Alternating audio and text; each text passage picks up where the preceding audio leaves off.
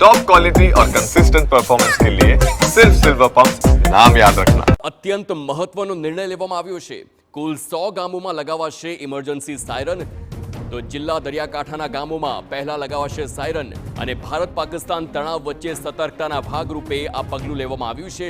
ભૌગોલિક દ્રષ્ટિએ પાકિસ્તાનથી તેની હદથી નજીક જામનગર આવે છે અને સુરક્ષાની દ્રષ્ટિએ આ વિસ્તાર સંવેદનશીલ હોય અને ત્યારબાદ આ નિર્ણય લેવામાં આવ્યો છે।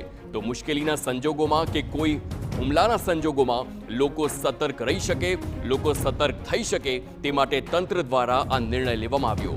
જામનગર શહેરમાં પણ કુલ 11 સાયરન લગાવાયા છે અને આ સાથે જ દરિયાકાંઠામાં રહેતા સ્થાનિકોમાં જાગૃતિ માટે મહત્વનો પ્રયાસ હાથ ધરવામાં આવ્યો છે। તેના ભાગરૂપે જિલ્લા પ્રશાસને પણ વિવિધ સુરક્ષાના અને ચોકસાઈના પગલાઓ લીધા છે।